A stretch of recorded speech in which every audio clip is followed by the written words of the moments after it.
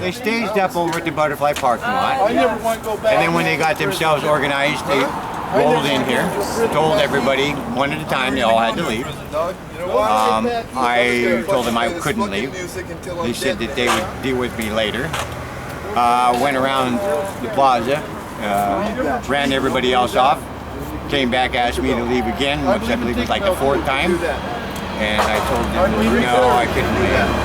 So I was placed under arrest and given a citation for criminal trespassing on public property, which has been illegally closed by the county for dubious reasons. The county has claimed that there was a public health hazard on that piece of property across the street, and on this piece of property here, they constituted it being closed, that no one would be allowed in here.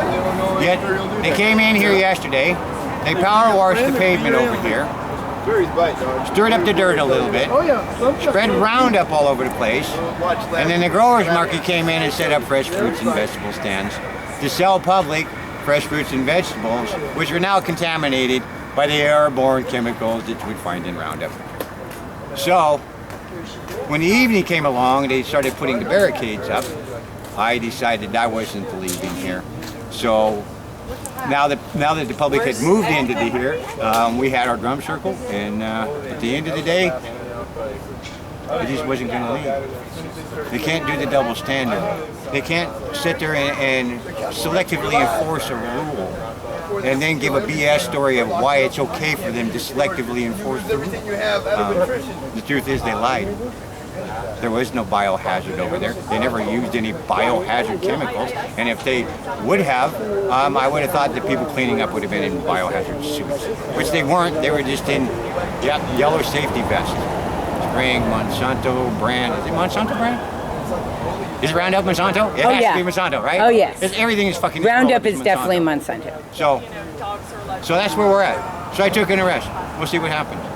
They've already lost 22 times. Like I told the officers, you did 4 more citations yesterday. You're going to lose those 4 cases. Now you're citing me today and you're going to lose that. It doesn't make any sense that we're spending so much time and community assets prosecuting people who end up in court with these citations thrown out. 22 already. We got 5 more about ready to get thrown out. I guess the city and the county just thinks it's okay to piss money away. If in fact this was a biohazard and as dangerous as they claim it was, as soon as the people started moving the gates this morning, they should have been in here on top of that. Nobody showed up all day. Nobody came in here and warned anybody that there was a biohazard. Nobody told anybody to leave until the end of the day, when the crowd had filtered out and we're down to 12.5 people, then all of a sudden they come in and tell us that we have to leave, that the place is closed. So it's all a line of BS. All of it's bullshit. It's interesting that it's Free Speech Plaza. It seems like it's okay to play music and party all day, but don't you use it for free speech? Well, exactly. Can I use that line when I talk to the commissioners on Tuesday? Go for it. That's the other double standard. When this thing was conceived, constructed, and dedicated, it was dedicated to the idea of the community having a free speech center. It's in all the paperwork, you can read it. It says exactly what it was for. It was never meant for vending. It was never meant for anything else. So the Saturday Mart people and all these other people that seem to be upset because this place was closed don't realize that this isn't supposed to be where they're at. They're supposed to be at anyway. They're not supposed to be here vending. They're supposed to be here defending the rights of free speech, civil liberties. That's what this is for. It's not a hippie mall. It's not a vendor mall. That's the whole thing. It was all about money. They opened that up over there because they need to make sure the money and the revenue is flowing. And I get it that those vendors need to make money, but those vendors put themselves in a position where they're on a piece of property that's now been sprayed with poison. I don't know how much money they made, but I don't think it's enough money to pay the medical bills of the people that's going to get sick from eating that shit, because now it's poison. And who knows, they may not even know where they got poisoned. A week or 2 later, they're sick and they don't know where they got sick. They have no idea that, well, it happened to be they were exposed to Monsanto Roundup at the organic farmers market. How insane is that? That's pretty insane. And they're saying that the homeless people are creating hazards in this community. They're creating a hazard. And the whole thing is that we had one of the largest thunderstorms in this town in over a year. The day before they showed up to pressure wash over here. So what happens?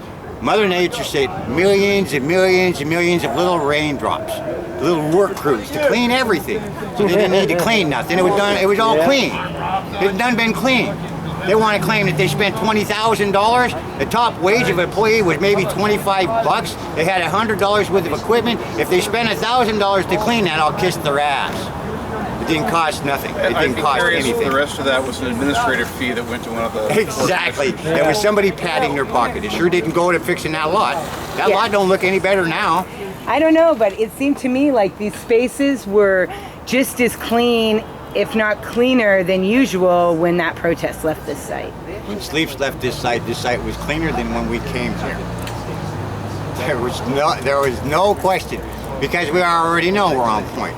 We already know we're under the microscope. So if we leave a dirt trail, geez, I mean, that really doesn't score any points. So we have to cover our ass. That's why we have contracts for our people. That's why we make sure that everybody does what needs to be done according to the way we have it planned. He actually seemed rather sympathetic. When I explained my story, he's like, I get it.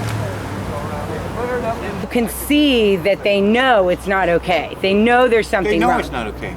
Matter of fact, they're sworn to uphold the Constitution of the United States and the Constitution of Oregon. And if you read the Constitution of the United States and the Constitution of Oregon, it specifically says that the government cannot pass any laws that would restrict the citizens' ability to redress the government for grievances. So by closing this plaza and trying to put a law into place saying that you can't be here for certain hours is actually a violation of both federal and state constitutions. They've been told that. They aren't about to not follow direct orders because they have mortgage payments to make. They've got kids that are in school that need clothing. So I guess I understand these police officers' point. But like I've all asked them, you do have the right, to say no.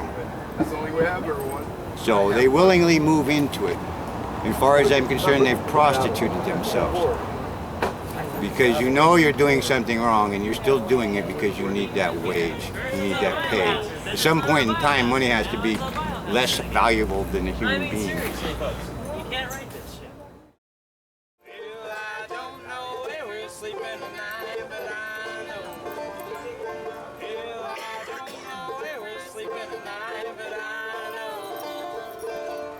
Keep it again.